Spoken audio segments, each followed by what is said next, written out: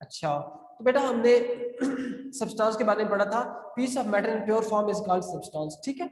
अच्छा बेटा उसके बाद हमने पढ़ा था मिक्सचर। मिक्सचर क्या होता है? ये डेफिनेशंस आएंगी सिंपल आपकी 2-2 नंबर की, साथ में इसकी कोई क्या कहते हैं एक एग्जांपल हो जाएगी।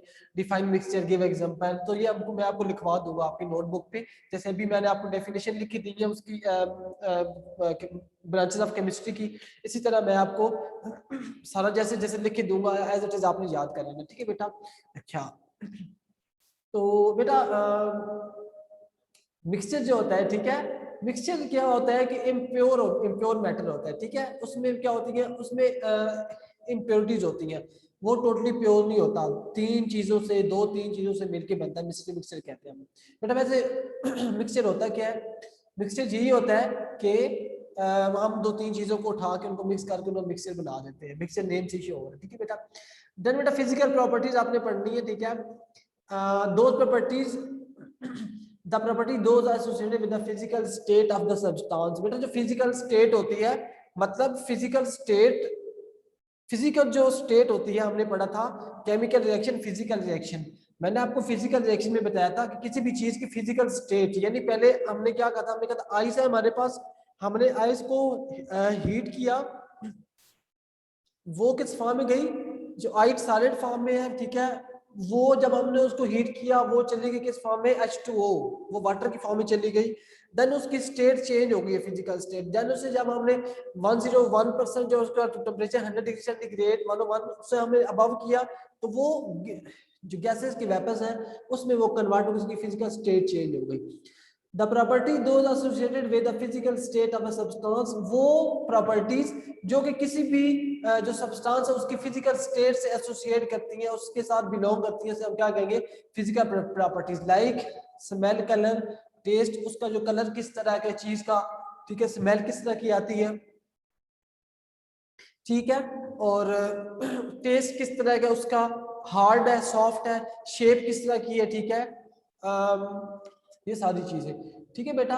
एंड सॉल्युबिलिटी, मेल्टिंग पॉइंट उसका क्या है, बॉइलिंग पॉइंट क्या है, ETC, ये सारी चीजें, ठीक है बेटा। अच्छा ठीक हो गया। लेकिन बेटा आपने पढ़ना है फिजिकल प्रॉपर्टीज की डेफिनेशन, ठीक है, इसकी एग्जांपल,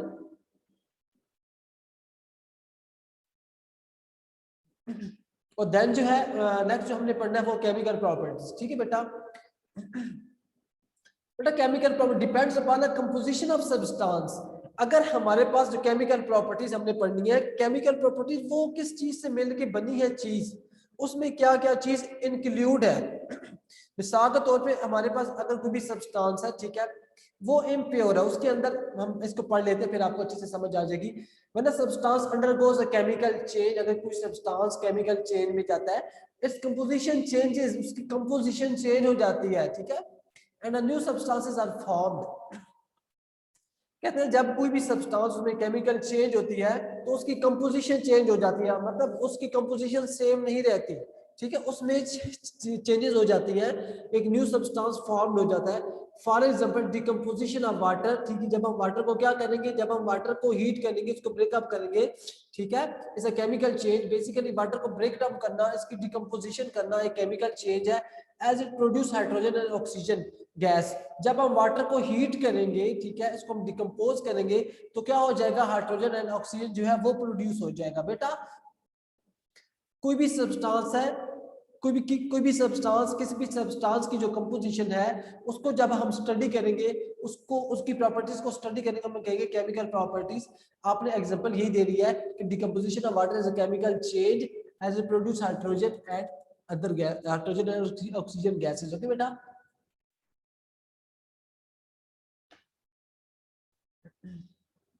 बेटा ये देख रहे हैं, ये मैटर है, ये मैटर है, ओके। ये मिक्सचर है, ये मिक्सचर प्योर फॉर्म में नहीं होता। मिक्सचर का मतलब ही है मिक्सचर है, 2 3 4 5 6 चीजों का मिक्सचर। बट ये यहाँ पे जो सब्सटेंस है, this is pure form. Substance pure form में होता है। सब्सटेंस फिर आगे आते हैं एलिमेंट्स, एलिमेंट्स से आगे फिर इसकी 2 ब्रांचेस है, एलिमेंट्स से कंपाउंड्स। जो एलिमेंट्स की फिर आगे हम जो फॉर्म डिफरेंट फॉर्म पढ़ेंगे, कंपाउंड की फॉर्म पढ़ेंगे, फिर देन ये mixture, mixture homogeneous mixture, heterogeneous mixture. बेटा आप कहीं भी बायो में, केमिस्ट्री में, फिजिक्स में कहीं भी होमो आ जाए तो होमो का मतलब होता है सेम, एक जैसा। होमो बेटा ये अपने माइंड में कंसेप्ट डालें, होमो का मतलब सेम और हेट्रो, हेट्रो का मतलब different.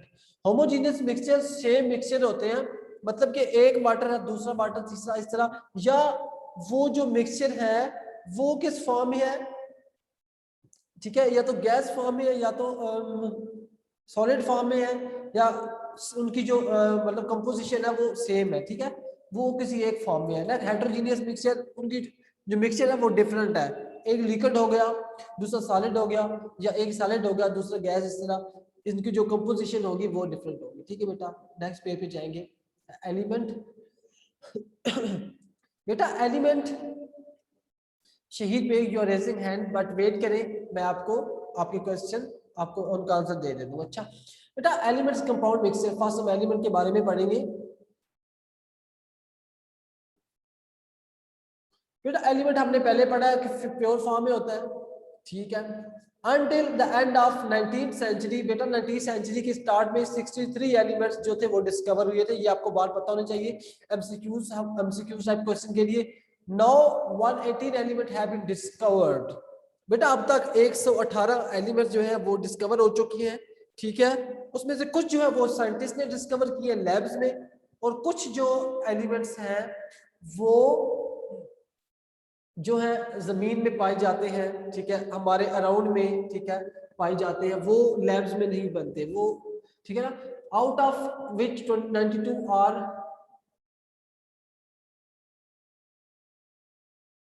Ji no 118 elements have been discovered, out of 92 are naturally occurring elements, जो हमारी नेचर है, ठीक है, हमारी जो कुदरत है उसमें पाए जाते हैं ऑलरेडी, ये बनाए नहीं जाते 92 एलिमेंट्स, ठीक है बेटा। अच्छा मॉडर्न डेफिनेशन इसकी आपको आनी चाहिए।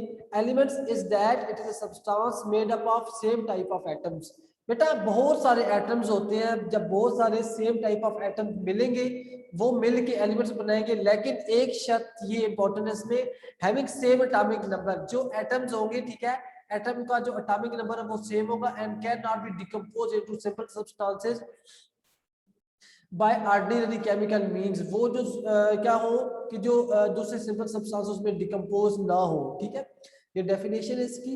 अच्छा अच्छा हाथकरास जी बेटा, elements occur nature in free और कंबाइंड फॉर्म, बेटा एलिमेंट्स जो है ये फ्री फॉर्म में पाए जाते हैं और कंबाइंड फॉर्म में पाए जाते हैं, एक दूसरे के साथ कंबाइन होते हैं elements. All the naturally occurring element found in the world have different percentage in the earth crust, जो तमाम मतलब कि जो पूरी दुनिया है इसमें हर जगह इनकी जो परसेंटेज है वो सेम नहीं होती, कोई ऐसी कंट्री है जिसमें जिसमें क्या है कि इनकी परसेंटेज डिफरेंट है, ठीक है, और मतलब मिसाल के तौर पे ओशन में डिफरेंट इनकी परसेंटेज होती है, एटमॉस्फेयर में डिफरेंट होती है, ठीक है। And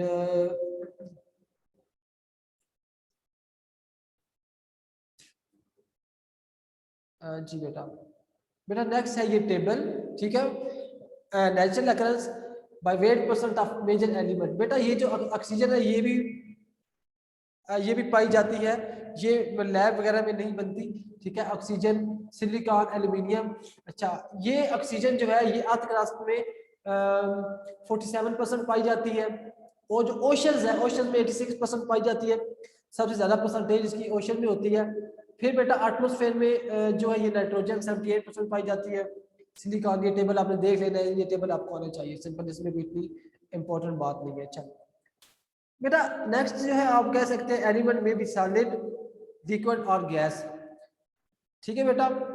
majority of the element exist as solid, ज्यादा जो एलिमेंट्स हैं वो सॉलिड फॉर्म में पाए जाते हैं, जैसा कि सोडियम हो गया, कॉपर, जिंक, गोल्ड, ईटीसी।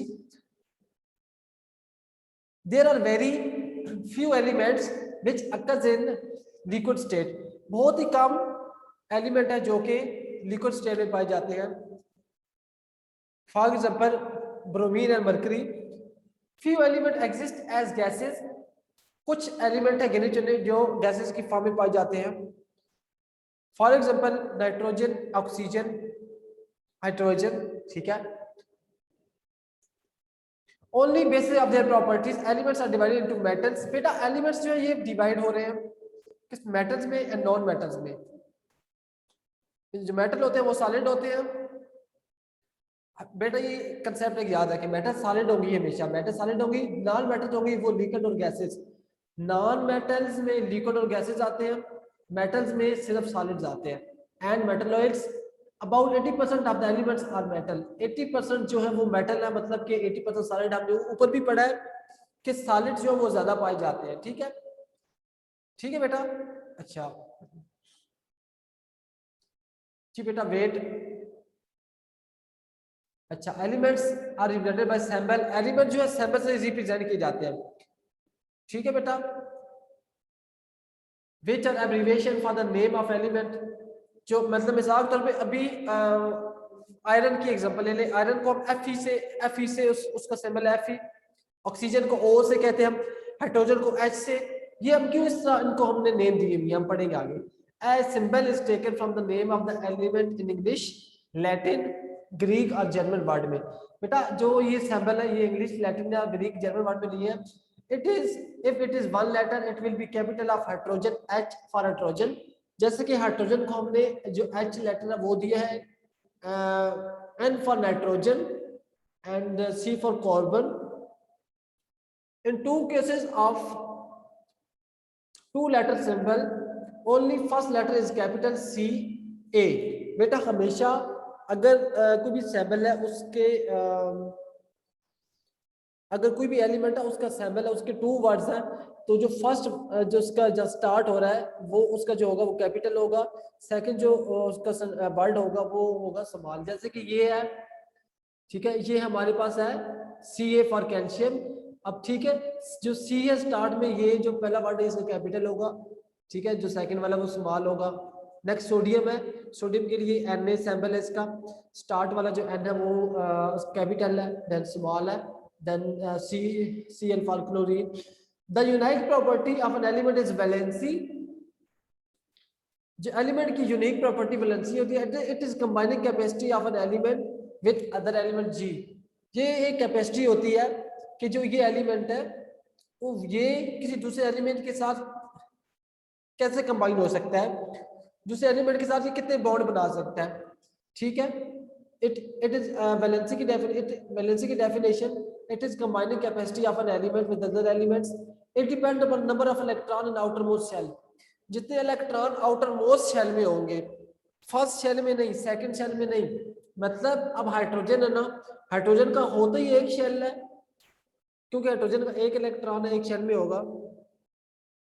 इसका मतलब कि हाइड्रोजन के आउटर मोस्ट शेल में एक इलेक्ट्रॉन है, इसलिए ये आप देख सकते हैं HCl, हाइड्रोजन ने सिर्फ एक बॉन्ड बनाया है Cl के साथ। ठीक है, नेक्स्ट ऑक्सीजन है। ऑक्सीजन के आउटर मोस्ट शेल में दो इलेक्ट्रॉन होते हैं। ऑक्सीजन ने ये देखिए दो बॉन्ड बनाया है, एक ये बॉन्ड हाइड्रोजन के साथ इधर बनाया है, एक हाइड्रोजन के साथ बॉन्ड इधर बनाया है। मतलब ऑक्सीजन की कैपेसिटी जो है, वैलेंसी जो है वो 2 है। इसकी जो कंबाइनिंग कैपेसिटी है किसी दूसरे एलिमेंट के साथ वो 2 है। ठीक है, सी फॉर कार्बन, मतलब कार्बन की आउटर मोस्ट शेल में 4 इलेक्ट्रॉन होते हैं, अनपेयर्ड इलेक्ट्रॉन। इसका मतलब कि ये 4 बॉन्ड बनाएगा दूसरे एलिमेंट के साथ, किसकी कैपेसिटी ये होगी, ये देखिए एक हाइड्रोजन के साथ इधर बनाया, 1 2 3 4 बॉन्ड बनाए हैं N। और N सिंबल है N फॉर नाइट्रोजन, ये नाइट्रोजन गैस का सिंबल है। अब नाइट्रोजन जो है इसके आउटर मोस्ट शेल में 3 इलेक्ट्रॉन्स होते हैं, सो दैट्स व्हाई इसने 3 बॉन्ड बनाए हाइड्रोजन के साथ, 1 2 3। बेटा अब आपको समझ आ गई होगी कि जो वैलेंसी होती है, this is the combining capacity of an element with other elements. तो एक एलिमेंट है वो दूसरे एलिमेंट के साथ कितने बॉन्ड बना सकता है। और आप लोगों ने क्या करना है कि एज इट इज इसको याद कर लेना है, लेकिन इसकी जो डेफिनेशन आपको मैं दूंगा, इंपॉर्टेंट डेफिनेशन जो है ये मैं आपको प्रोवाइड करूंगा, आपने एज इट इज लिख लेना है। लेकिन बेटा याद आपने आप इसको एक मतलब इसको पढ़ लिया करें, ताकि कुछ एमसीक्यूज टाइप क्वेश्चन आपके साथ हो जाए। ठीक है बेटा,